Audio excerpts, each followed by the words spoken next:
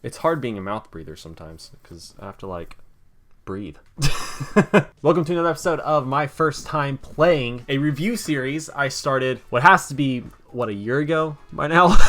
The first version of this, because I put out a community post like probably in December, early December, maybe late November, saying that the episode, my first time playing Legend of Zelda, is coming out next week, and then I just couldn't post it because I hated it. It felt like a pretentious review rather than documenting like my first time playing the game. I'm not trying to review the game or talk about like, I don't know, I just hated the way it came out. So I decided to just start from scratch and do it all over again. And I just never had time to do it and just kind of shelved it until now. I finally have some free time. So I'm going to review and document my first time playing The Legend of Zelda. I'm going to be upfront with you guys before we begin. I used a walkthrough when I played the game because attempting this game without a walkthrough would have been impossible. Technically, I used one when I played... Well, I didn't use a walkthrough when I played Metroid. I used a map, and I don't think that's cheating. You know, using the cheat codes at the end was probably cheating, but, you know, whatever. You win some, you lose some. I don't know if that works in that situation. I attempted to play this game without using a walkthrough. Despite the fact that I was dead set on trying to do this legit, I realized very quickly that it would have been impossible. For early NES games, it's typical for them to be pretty cryptic, but this is another level. I feel like in Metroid, you travel down a path and you hit a dead end. Normally when you hit that dead end, you just start bombing it to find a hidden passageway or something like that where you need to go. So with Metroid, I feel like it's a bit easier to figure it out without a map than it is for Legend of Zelda, where you literally just have to blow up everything. Speaking of Metroid, to my surprise, The Legend of Zelda is identical to the original Metroid. The map is basically a big open world, and you navigate around it collecting health upgrades and power-ups. Sound familiar? You do this with the goal of finding and killing 8 dungeon bosses, which then opens the way to the game's main antagonist, Ganon. But that's if you condense it down though, because it's actually a bit more complicated. For instance, instead of just finding your power-ups like in Metroid, most of the time these upgrades come at a price. So you find these gems after killing things occasionally called rupees, and you use these rupees to buy items like bombs and potions, which you need in order to progress the game. It takes quite a bit of time to collect enough to buy the item you want, mostly because everything's so expensive, but also because not every shop sells the same items. So you'd first have to hunt down the shop that sells the item you need and then start saving up for it, and it would take a while to collect the rupees you need to buy it because a lot of this stuff is really expensive and it takes quite a bit of time to say the least. Luckily, there are these guys hidden all over the map that give you rupees for free from nowhere to look. I do, because I was cheating. Starting the game, I grabbed the sword at the beginning, collected some bombs from the enemy I killed, and made my way around the map collecting all the heart containers I could find and visiting all the secret rupee dealers, slowly building up my Link to his ultimate form. On my route of collecting, I made a detour to grab a couple of weirder items, like a candle that cost me a little more than I was comfortable giving, and a piece of paper this old man gave me. I'm speeding over the preparation bit because it's really not that interesting, just marching around and blowing stuff up. I met a lady sitting alone in a hole. I had no idea what I was witnessing. That is until I remembered the wise words of the mountain man. I showed her the note. She said blue or red. I chose red because it was most expensive, but also because I didn't want to get blue pilled by an old lady in a cave. Alright, with all the collecting finally out of the way, I arrived at the first dungeon and I'm ready to officially start the game. I don't know how I'm supposed to wear this. Like this? Like that. Can I get it all in frame? Okay, let's do this. Okay, so each dungeon is a maze, and you basically have to go room to room, clearing out all the enemies in that room in order to progress to the next one. For the most part, there are exceptions, but when you kill all the enemies in a room, sometimes you get an item, likely a key, that you then use to advance to the next room. Not every room in the dungeon gives you an item once you cleared it out, so without using a guide or a walkthrough, you'll literally be forced to clear out the entire dungeon of enemies, unless you're willing to spend a ton of rupees in the overworld for keys. But that is an option because you need the rupees that you collected for more important items later on. Since it's early on and I spent over an hour collecting supplies that I don't think the game really expects you to have yet, the first dungeon doesn't pose any real significant challenge. The only cryptic thing is the secret item. Every dungeon has a special thing hidden within it that you need to collect in order to defeat certain bosses later on. Some are optional, I think, but it's a safe bet to assume that you need all of them. The dungeon item in this one is the bow, which I know is required, so make sure to grab that. I navigated through the rest of the dungeon pretty quickly and then headed it in to fight the first dungeon boss, the Aquamentus. Just stay back, observe the pattern, and then drop a bomb on his head. He's pretty easy. And with that, I obtained the first Triforce. With that, I obtained the first Triforce piece and then headed off to find the second dungeon. The second dungeon is pretty much just as straightforward as the first. Honestly, other than these scary snake things that charge at you, there isn't really anything notable about this one. Even the dungeon item here is really straightforward, assuming that the boomerang is the dungeon item. The second boss is a Dodongo. Pretty much just as easy the first guy, except I suck and almost wasted all my bombs. 20 minutes into my playthrough, not counting the hour and a half I spent, collecting and preparing, I obtained my second Triforce piece, dungeon number 3. Now this is where things get really rough. In this dungeon, we are introduced to the bane of my freaking existence, the Dark Nut. You can only kill these guys when their back is turned, and I swear they just refuse to freaking do it. The best strategy I had to kill these guys early on was to hide around the corner of these island things and wait for them to walk around it, get a couple hits in, and then run away. But they just do what they want. They have no pattern, they just march around, they go back and forth, and they turn around and hit you faster than you can hit them. But all in all, this dungeon is really short, so even with the annoying Dark Nuts and the freaking bubbles, talk about them later, it's not too bad. The dungeon boss here is a manhandler. It's actually really intimidating, but bombs make quick work of it. Third piece grab, just like that. Now before we go any further, listen to this. First dungeon took me 13 minutes to complete. The second dungeon took me roughly 15 minutes. The third only took me 8 minutes, even with the darkness and the bubbles. The rest of the dungeon was really short. The fourth dungeon took me 51 minutes to complete. That's entering the dungeon, navigating through it, and then defeating the boss. 51 minutes. There's a lot of new things introduced in this one. First is these stacks of pancakes called likes. They eat you and steal your shield, so don't get eaten by them. Like I did. Also, I think this is the dungeon that introduces the dark rooms. It was a lot of footage to go through, so I might have missed it at some point, but I'm fairly certain I'm right. This is when you walk into a room, everything goes dark, and then it won't light back up until you defeat all the enemies in that room. If you don't have the candle, I imagine it can be very difficult at times, but just make sure you got the candle and all things are solved. Then there's the steep difficulty spike with enemies. Like the Manhandle is back from the last dungeon, but he's just a normal enemy now. Fighting it without bombs was very hard for me. I died. Then I made probably the dumbest decision in my life, or at least this playthrough. I left out to the overworld to farm a couple of weak enemies and refill my health. Along my little side quest, I noticed that I was suspiciously low on keys. My only defense for this is that it was 3 in the morning, and I was really tired. Anyways, now armed with almost full health, and another key, I re-entered the 4th dungeon, grabbed the dungeon item, a stepladder, and challenged the Gleeok, and then died. The dungeon itself is actually pretty short. The reason it took me so much longer than the other 3 is because I kept having to leave and farm for health. After I got my health back, I challenged the Gleeok to a rematch, and lost again. Watching this footage, trust me, it's really painful. By my 4th attempt, I was a pro. I had the pattern down, my strategy set, and I threw it all out the window and charged in head first. Somehow it worked.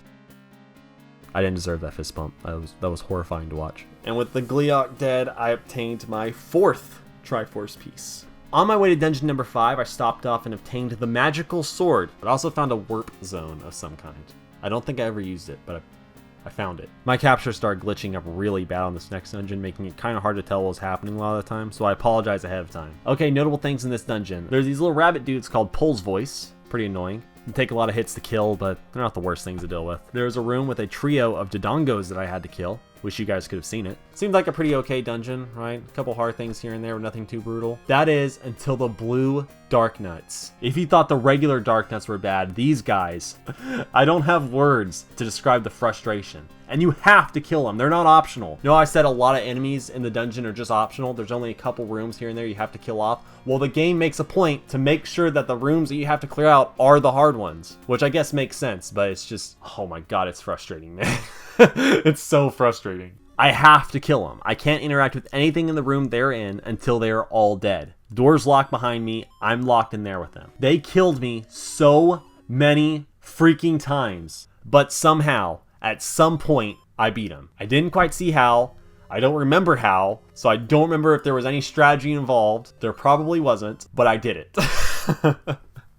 But then died. I don't know how it happened. I just go from walking around the dungeon to outside in the overworld. This is the problem with recording so early in the morning is I'm just delusional. I don't remember anything about this recording session at all, and the footage is glitched up, so I have no idea what happened. I don't remember the dungeon item is. I don't know how I beat enemies. I don't know where I was going half the time. I don't know why I was out in the overworld. I just assumed that I died, because my health is all gone. At this point in the game, the only thing I remember about that night is not knowing if I could keep playing the game. It's 4 in the morning. I've made no progress tonight. Dark nuts are the bane of my existence. Blue ones, specifically. I'm reading, like, what I had to expect, like, what's to come. And I don't think I can do it. I committed to beating this game tonight. I'm not even past the 5th dungeon. If it really gets harder from here...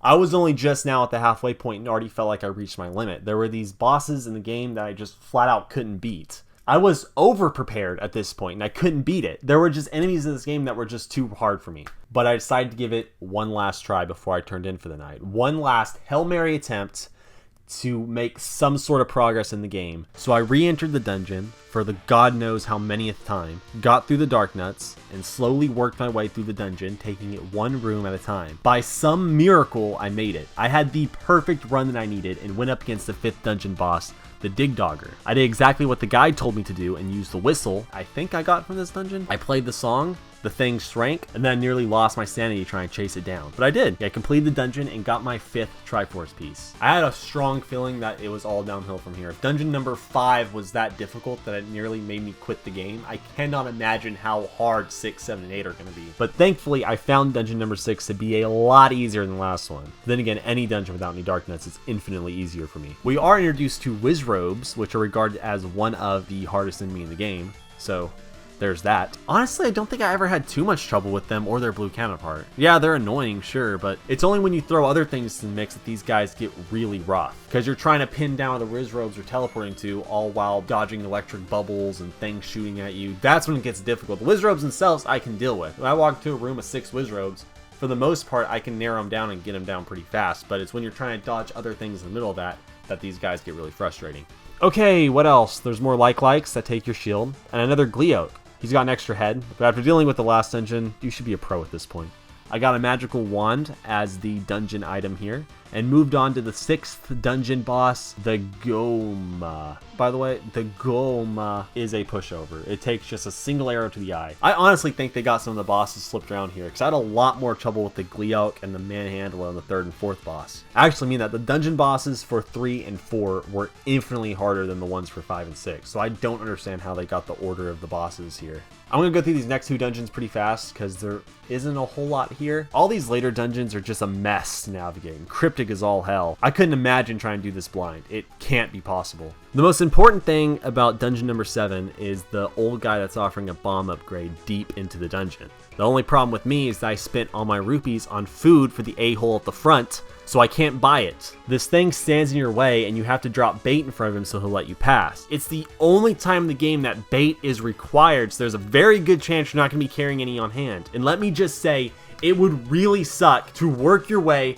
all the way through this dungeon just to realize you don't have bait, so then have to go all the way back through the maze, out the dungeon, into the overworld to find the shop that sells it, to then buy the bait and then go all the way back through. And there's a good chance it's not going to have any rupees, because this is after I went through the map collecting rupees and farming them for freaking ever and finding all the secret rupee dealers so I can have enough money to buy this stuff. Why was he waiting in a dungeon for food anyways? Like, did he just know that a little elf was going to walk down there and give him food? Is that what he's been waiting on? The dungeon item in this one is the red candle, which is actually a really useful upgrade to the blue candle. And the dungeon boss is another Aquamentus. Really unsettling how the last 2 bosses have been so easy compared to the first few. Entering dungeon number 8 was legitimately unsettling because the last few had been so easy. I was expecting it just to shoot off. The difficulty was just going to spike hard. I was fully expecting it. And I was right. This dungeon marks the return of my mortal enemy, the Dark Nuts. But this time, it's not just them that make this dungeon so hard, it's these statues. This right here is a contender for the hardest room in the game. You have to defeat 5 blue Dark Nuts in an open area, so my strategy of hiding behind walls isn't possible. And on top of that, you're dodging fireballs shooting at you from 4 different directions. The best solution I had for dealing with this room was just to try and take out as many Dark Nuts as I could with bombs. It worked okay, but I definitely could have used that bomb upgrade, that's for sure. The major item that you need to grab is the magical key. It makes it so you don't need regular keys anymore. It makes the final dungeon, Death Mountain, way easier. It is a necessity. Go out of your way to get this item because it's probably the most important item I would say of the game. Anything that makes Death Mountain easier, get it. It took a lot of time, but with determination I was able to clear out the Dark Nuts and open the way to the 8th and last dungeon boss before Ganon himself. And it's another Gleeok. Just run left to right. It's pretty easy. It's almost died, but it's me. Just know that you can do better. I also just noticed I left the heart container. I probably could go back and get it, but A, I'm not sure if it'll still be there, and B, it's not worth it. But we did it. We beat all 8 dungeon bosses. We cleared all 8 dungeons, and with that, we have one last challenge ahead of us. Death Mountain itself. I blew open a hole in the side of a random mountain that you would have never known to do without help otherwise, and entered the game's final dungeon, Death Mountain. The thing that really scared me is the introduction to a new enemy, Patra. Patra is regarded as the game's most difficult enemy, according to the guide I'm following. Some say it's Wizrobes, others say it's this one. The first time I fought him, it wasn't even a fight. I walked into the room and died. That's it. The second time, though, I figured it out. You just stand around the edge of where it expands and swing away. Once you kill all the little ones, you can step forward and kill the big one in the center. I really don't understand the hype surrounding this guy. He's pretty easy to figure out. I had more trouble with the Dark Nuts and the bubbles than I did with these guys. Now, I mean, I understand where the hype is coming from because they are difficult, but you figure out the pattern relatively fast and you can knock them out pretty easy, at least for me. After I dealt with him, I made my way over and grabbed the red ring. And with that, my Link has achieved his ultimate form. Not quite, we have one last item to pick up. The silver arrow, and we need it because it's the only item that can defeat Ganon. Isn't that so weird? Like, I just find that so odd that there's this one item in the last dungeon game right before you fight Ganon, and if you miss it, then you can't kill him. On my last push, I encountered a couple more Patras, except they evolved and changed their pattern. Not that it changed my strategy in killing them. A few minutes after picking up the red ring, I picked up the silver arrow, and with it I achieved the power of an elven god. Finally, after almost an hour of pain, hand sweat, and tears, I reached the end of Death Mountain and the door to the final boss, Ganon himself. Preparing for a full-on marathon, took 15 minutes away from the game. I went to my walkthrough and I read and I tried to figure out how I needed to defeat Ganon, because the last thing I was doing was going into that fight unprepared, losing, and then having to restart the entire dungeon again. If I'm going into there unprepared, that wasn't an option. I wasn't going in unprepared. But the only problem is with reading a guide is that there's only so much you can do with reading a guide and following instructions and telling you the strategy and how you beat him without experiencing it for yourself. There's only one way to find out if I was truly ready to defeat Ganon or not. I entered the game's final room and began the final fight. Now Ganon starts the fight and then immediately goes invisible. What you're supposed to do is track down where the fireballs are coming from and try and hit him that way. What I read to do is to stay in the corner and wait for him to come to you. When he shoots a fireball near you, you know where he is, then you can attack. I just started swinging. I threw all the strategy out the window because that's what I do best, and I just started swinging. I knew that I was already down to half health when I started the fight, so I knew that there was no way that I could go down the wire with him. If I was going to beat him, I had to do it fast. And sadly, this explanation of the actual fight took longer than the actual fight itself, because I landed the hits that I needed and finished him off with a silver arrow within 15-20 seconds. I was confused initially, but the confusion quickly turned into satisfaction after I'd realized that it was all over. Everything that I'd experienced over the past 6 hours, it was over. Sure, it was tedious and a little frustrating at times, but I want to make this clear, despite the couple tangents that I went on in this game, this is a great game. This is not like the original Metroid or Final Fantasy, where those games laid the groundwork for better sequels later on. This is a good game right out the gate. It's an NES game. Sure, it's hard at times and tedious and frustrating, and some of the bosses are pushovers, and Ganon wasn't as hard as I thought he was going to be, though I'm not honestly really complaining about that. Remembering how Mother Brain was, I'm not complaining that Ganon was kind of a pushover. Knocking out all those little tangents I went on about the Dark Nuts and the Wizrobes, and this is, by all senses of the word, a great game.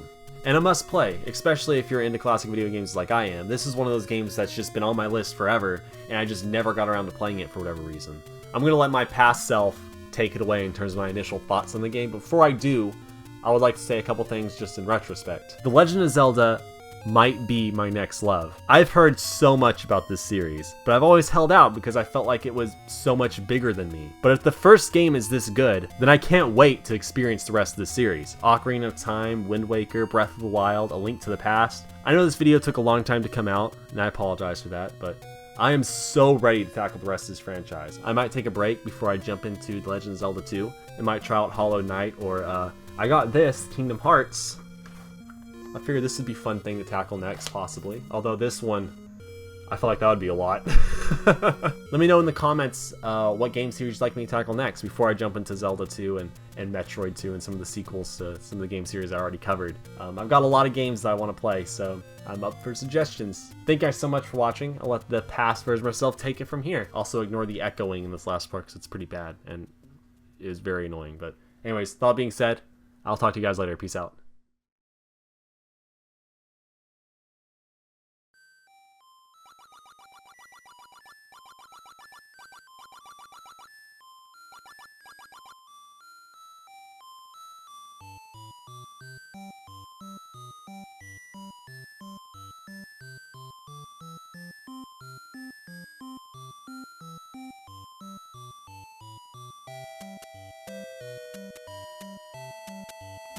I am a little disappointed by Ganon. He was a lot easier than I thought he was going to be. A lot easier than everything kind of made it out. The dungeons leading up to the bosses were the hardest part. The bosses themselves were pushovers most of the time, and Ganon's no exception. It's not even comparable. It is freaking the funnest NES game I've ever played, and I'm very disappointed in myself that I waited this long to play it. I know it probably would have been more fun if I just played the game like a normal person would, just play it and just kind of go through it. I would never be able to, I don't think anyone could beat this without looking up a guide, because it's too cryptic at times, so you have to look up a guide to do it. And I'm a perfectionist, and I wanted to be prepared, so like the original Metroid, I wanted to collect all the stuff that I needed, which I did. I got everything that I needed. I went through, literally got every heart I could find. I was short on potions, which hurt me at times. Yeah, this was a fun game. This was one of the best. I'm really excited to get to the series. There's so many games in this franchise I want to play. Ocarina of Time, or Ocarina of Time, whatever. A Link to the Past being a big one. I've heard so much about that game. Breath of the Wild, of course, but that might be a little ways down the road. I guess next Zelda game would be Adventure of Link. It still holds up. You need a guide. I'll say that much. It's too cryptic, but it holds up very well. So, yeah.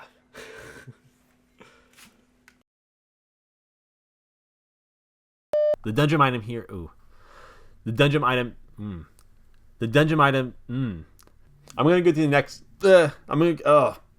I drink a Red Bull for this, and it's all coming up. I'm gonna go to the next. I'm gonna go. Okay, notable things in this dungeon. There's these little rabbit dudes. I don't know why I said it like that. I was starting the game. I grabbed the sword at the beginning, collected some bombs from an enemy I killed, and made my way around and made my way around the and